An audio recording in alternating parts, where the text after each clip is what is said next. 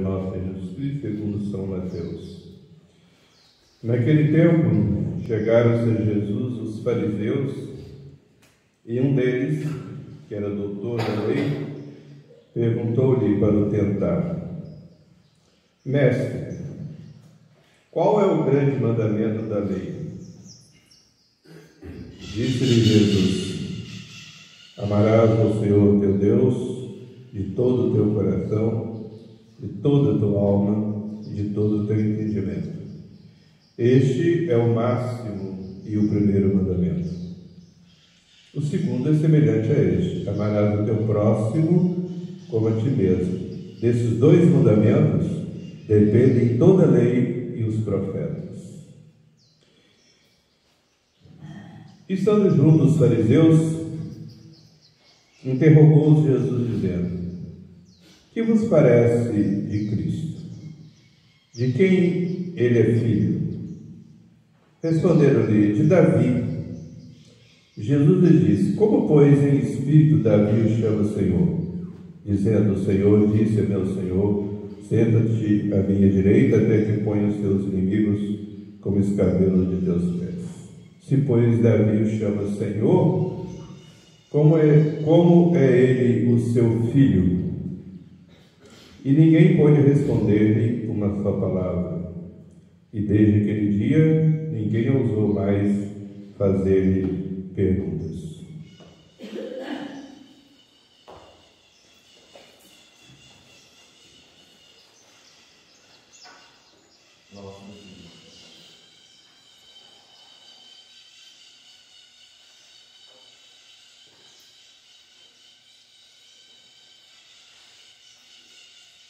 Pelo sinal da Santa Cruz, livrai-nos Deus nosso Senhor dos nossos inimigos, em nome do Pai, do Filho e do Espírito Santo. Amém. Pode sentar. Caríssimos irmãos fiéis e nosso Senhor Jesus Cristo, estamos no 17º domingo depois de Pentecostes, pela liturgia tradicional, que é seguida na administração apostólica. E o Evangelho de hoje nos oferece a oportunidade para falarmos sobre a caridade, o amor de Deus e do próximo. A caridade, caríssimos, é a rainha de todas as virtudes. E é uma só. O amor de Deus leva-nos a amar o próximo, ou seja, nós amamos o próximo por amor a Deus.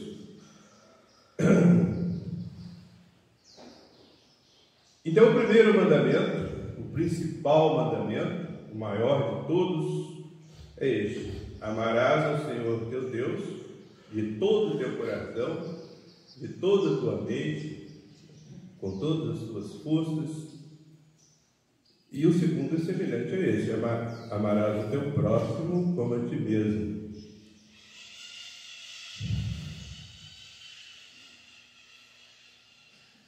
E São João, evangelista, na sua primeira epístola,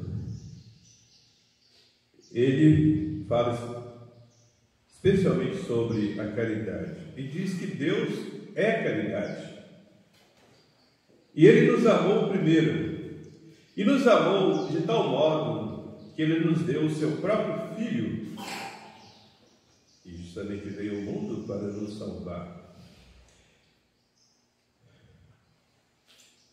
E Ele diz também que se alguém disser que ama a Deus, mas não ama o próximo, está, na verdade, mentindo. Porque como pode amar a Deus que não vê, se não ama o próximo que vê?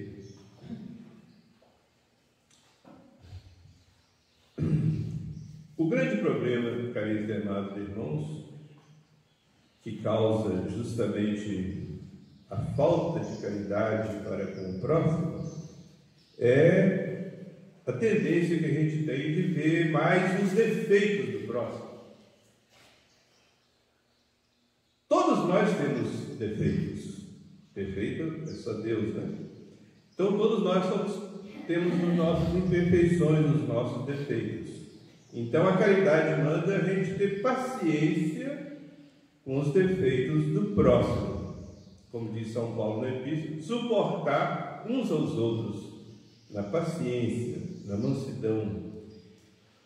A gente tem que pedir muito a Deus essa graça, porque se a gente ama a Deus, a gente tem que se esforçar para fazer isso, amar também o próximo, suportar com paciência o defeito do próximo. E, por outro lado, devemos olhar as qualidades do próximo e empregar as nossas qualidades, os nossos dons que Deus nos deu, né, para ajudar o próximo. Que assim como acontece nos bens materiais, Deus nosso Senhor a uns dá mais, a outros dá menos, para que aqueles que recebem mais possam ajudar aqueles que têm menos, né? Então é a obra da caridade para com o próximo. Então devemos olhar mais as qualidades do nosso próximo. Vou contar-vos uma parábola. Havia 2 mendigos. Um era cego e o outro paralítico.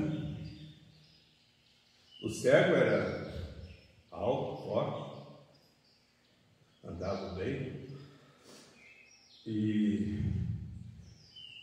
o paralítico era baixinho, como eu, só que ele é magrinho. E eles ficavam ali na praça, né? Ou na porta das igrejas, pedindo esmola. Né? O cego, quando ouvia, tinha alguém se aproximando, estendia a mão. E o paralítico, vendo, né? Ele pedia.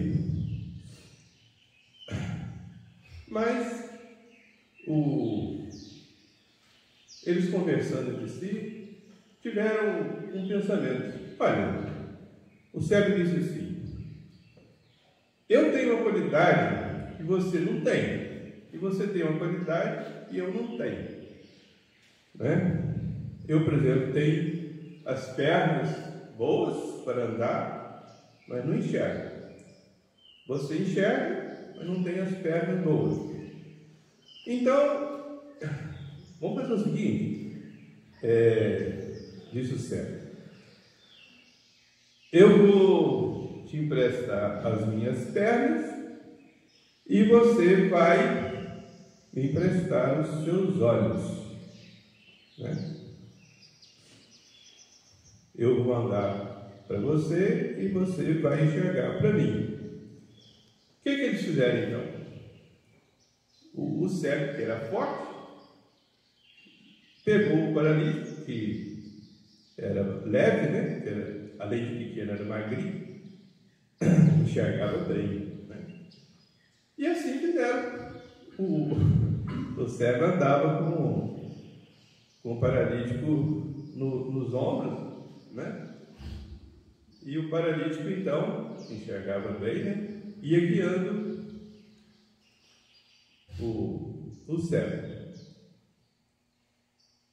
Então, ia dizendo para ele, né? Pode seguir em frente. Impedido do trânsito. Quando ele via que estava caminhando em direção a algum buraco, ele desvia e ia para a direita, né? Quando era para entrar numa rua, pode entrar aí à direita ou à esquerda, né? Quando vinha lá um carro, né? Um cavaleiro, falava para fora que havia um perigo, vai para a direita. Então, quando chegava na praça, né? O paralítico que estava nos ombros do cego falou assim: aqui tem um banco, você pode sentar. Aqui tem várias pessoas, né, que podem nos ajudar e vamos ficar aqui algum tempo pedindo esmola. E com pouco tempo eles conseguiram mais ajuda, mais esmola do que por muito tempo que eles ficaram assim, separados, né? Cada qual por si mesmo, né? E com as suas deficiências.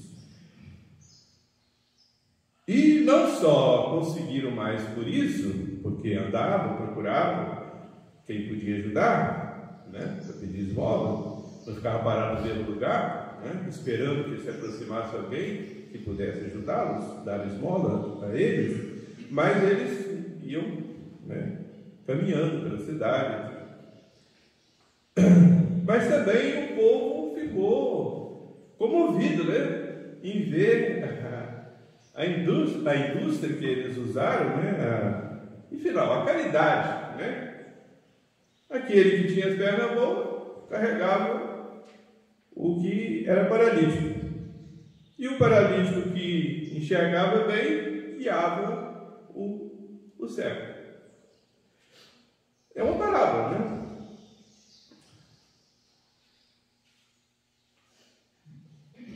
Caríssimos amados irmãos, se a gente agisse assim, né, vendo no próprio suas qualidades, e a gente empregando a gente para ajudar aqueles que não tivessem aquela qualidade, e por outro lado, o próximo também empregar os seus dons, né?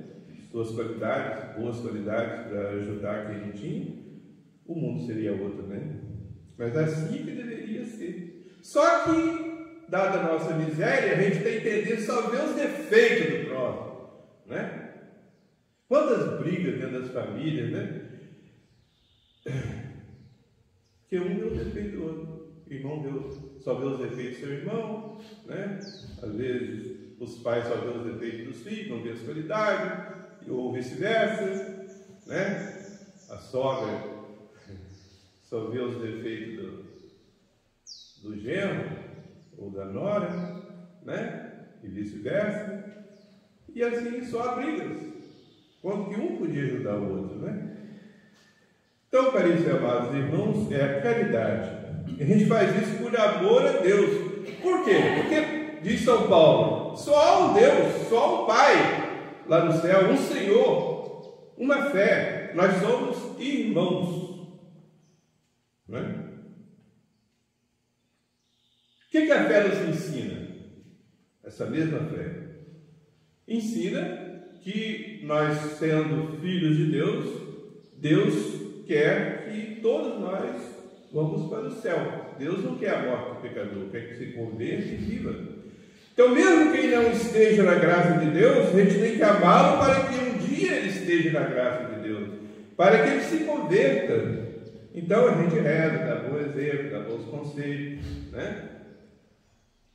A gente tem que ter esse zelo, essa caridade para com o próximo. Não é fazer igual os fariseus, deixa eu estar condenado, só nós estamos salvos, nós somos os tais, né? E quando Jesus aceitava os pecadores, ou aceitava ir na casa dos pecadores, até tomar refeição na casa dos pecadores, os fariseus ficavam furiosos e diziam para os discípulos de Jesus: está vendo? O seu mestre come com os pecadores, está lá no meio deles, né? E Jesus falou assim: eu não vim para os que estão sãos. Os sãos não precisam de médico, os doentes é que precisam.